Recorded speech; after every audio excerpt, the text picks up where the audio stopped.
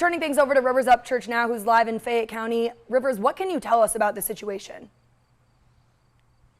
Yeah, thanks, Logan. I'm standing here at mile marker 60, about 2 miles away from where this morning around 8 o'clock, a tractor trailer hauling, as you said, ammonium nitrate flipped over on the turnpike, spilling the chemical out. It has been confirmed that the chemical was not spilled into any local nearby water sources, but they have shut down I-77 northbound and are rerouting traffic. As you can see beside me, well, there's no cars coming right now, but I-77 southbound has been opened back up. Traffic headed northbound from Beckley to Charleston has been rerouted through Route 19. They're going to take Route 19 north to where it intersects with I-79 north of Summersville and have to take I-79 west back over towards Charleston.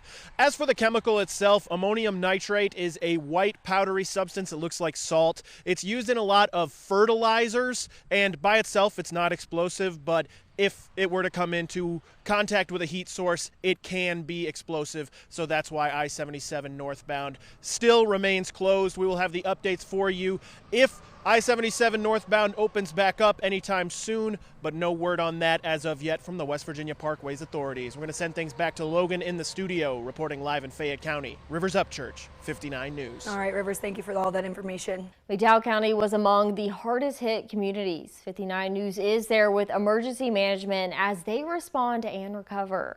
We're joined now live by 59 News anchor Rivers Upchurch, who was at the informational meeting in Welch. Rivers, what can you tell us? Yeah, thank you very much, Kaylee. Just a few hours ago here at the Armory in Welch, we were joined by local leaders, including county commissioners, state delegates, the emergency management director, sheriff's deputies, the folks from the National Guard, and we got a lot of crucial information about flood recovery and how it's going in Welch. Of course, we're starting with the tragic news of 2 more confirmed fatalities from the flooding. That brings the total to 3 people killed in McDowell County due to this horrific flooding. We also learned today that the National Guard is officially boots on the ground here in Welch. They'll be helping out with anything they can. Nearly 2,200 people across the county are without water in their homes. There's still no timeline for when those repairs will even begin. The superintendent of McDowell County Schools confirmed today that the schools in the county will remain closed indefinitely. She added that it's still unclear whether or not the students will be able to return in person at all this year. It may take a digital schooling. It may take sending packets out to students' homes, but they're going to do their best to get the rest of the school year done when it's safe so that all of those students can matriculate up to the next grade. They've also opened up a new helpline, a phone line that will be staffed around the clock. Anyone who needs assistance in McDowell County can call the helpline at the number on your screen, and anyone who wants to make a donation can call this number as well. If it's a life-threatening event, please contact 911. But if it is a situation to where you are needing aid, you're needing help, whether it's running out of medications, needing to get to a critical doctor's appointment and you're not able to get there, this is the number for you to call. If you're needing help, if you're not having heat in your home, any of those different types of things, again, call this number. This will be staffed 24/7. That number again is 888-929-4966. Now, we also want to tell you they've confirmed today that they've been in contact with the governor about applying for FEMA disaster relief funding. But before they get approval for that, they need people to fill out a survey on how much damage they've sustained. You can find that survey online at emd.wv.gov/disaster survey. That's emd.wv.gov/disaster survey. And if you can't get online to fill that survey up, you can pick up hard copy forms at any of the shelters set up around the county. Now, with temperatures projected to drop tonight, snow in the forecast, I headed to one of those shelters today at Mount View High School here in Welch. And what I found today was really, really heartwarming. Take a look. Mount View High School is open to anyone who needs a warm place to stay in McDowell County. The home of the Golden Knights has heat, cots, hot food, Wi-Fi, a washer and dryer, and much more, and they're not turning anybody away. Principal Tim Kennedy says anybody is welcome and they've got what you need. And anybody and everybody, if they need a place to come and chill out for a little while, get them something to eat and rest, and if they need to take a shower, that's cool too.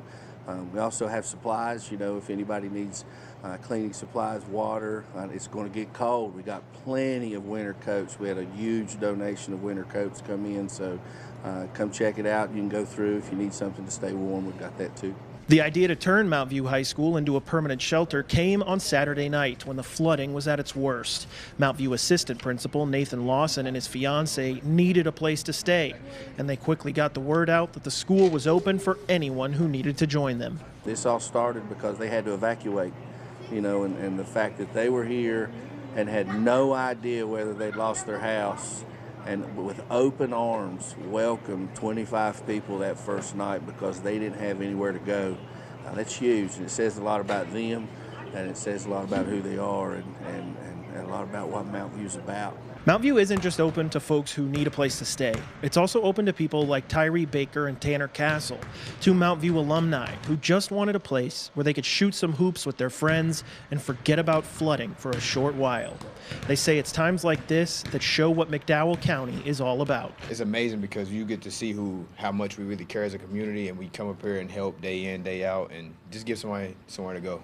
Adversity reveals character, and what we see now is people rising up. Mr. Rogers famously said, "When things are scary, look for the helpers. You will always find people who are helping." Well, you don't have to look hard to find them at Mount View High School. Truly, it's inspiring every day here in McDowell County that I've been coming just to see the community rallying together in these darkest of times. I also want to let folks know that because it is going to get cold tonight, if you don't have heat in your house, not just Mount View High School in the Welch area, but Yeager Elementary School in Yeager and Southside K-8 in War are open as warming centers for folks to come inside, get warm, get some food, and hopefully stay safe. Reporting live in McDowell County, Rivers Upchurch, 59 News. Raleigh County Prosecuting Attorney Ben Hatfield announces first-degree murder charges in 4 separate cold cases. Good morning and welcome to 59 News at 6. I'm Rivers Upchurch. That's right, Izzy rubbing his racing out here at the state fair. Boogity boogity. Well, some kids are having a great time riding on these plastic horses. Other kids are winning supreme champion medals for real-life animals that they've raised themselves. A story of courage and teamwork in Pocahontas County as members of the Warrior football team thought and acted quickly to save multiple lives. Here is their remarkable story. You talk about yourself as a business guy, a business owner, and a lot of business owners have made, forays into politics. Some have done it very successfully. Others have done it not so successfully. What do you think is the difference between a business owner who makes effective decisions when elected into a state leadership position versus someone who doesn't do it as effectively? This weekend in McDowell County, homes were devastated, cars washed away, and we've now learned that some people in the county lost loved ones. Life will never be the same for many people across McDowell County. But today, in the city of Welch, the community gathered to try to take the first steps in putting people's lives back together.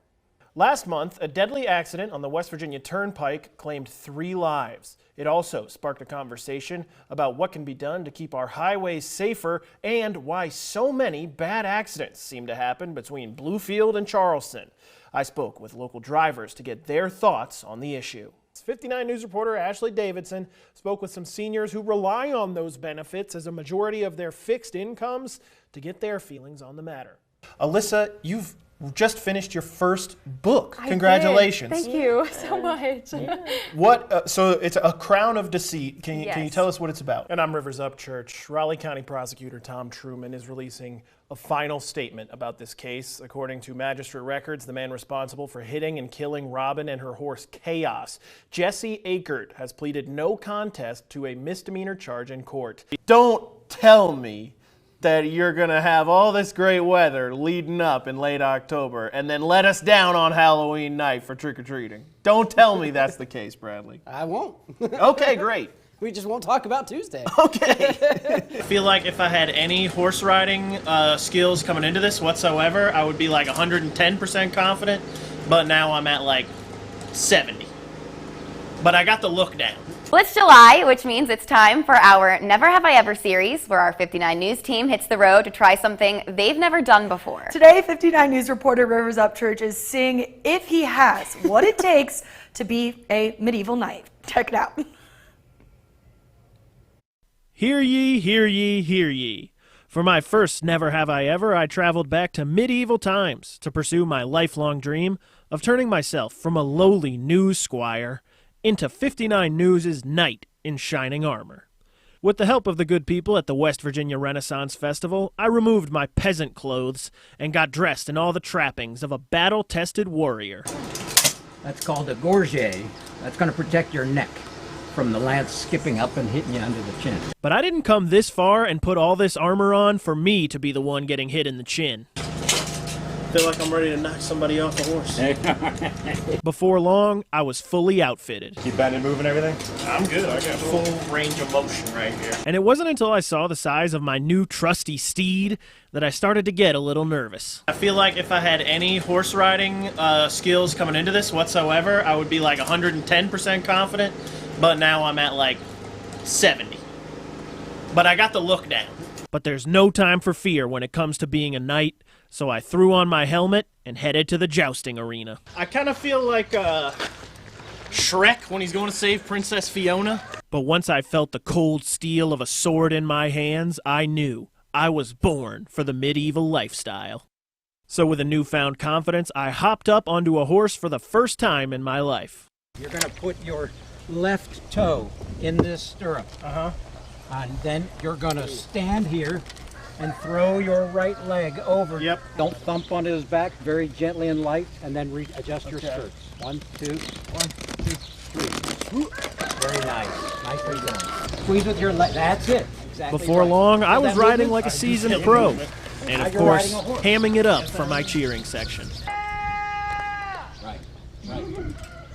This one's dedicated to all my fans. But now it was time for the main event, my first ever jousting match. My opponent, a seasoned pro who knew how to ride a horse and use a lance. Me, overconfident and trying desperately not to fall off the horse. But I liked my chances. And lance up. Charge.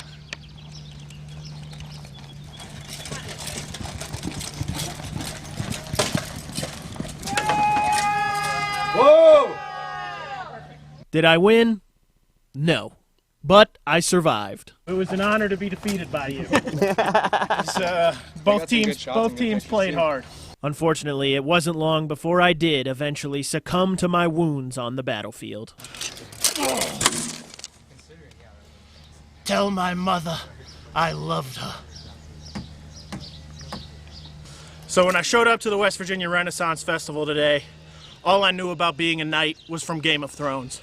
But now I can handle myself with a sword, on a horse, and even die a warrior's death on the battlefield.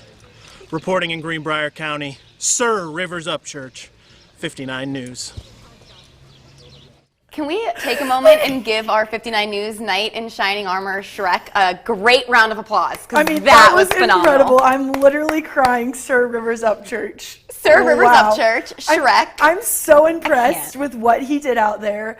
And everyone needs to know, Rivers is this funny all the time. Yes. I don't know who gave him permission to be this funny, but he is I say it every day, he's the funniest person I know. Gosh, that was so good, Rivers. Thank you for giving us a very good giggle this morning. I'm impressed with your performance. 10 out of 10 from us over here.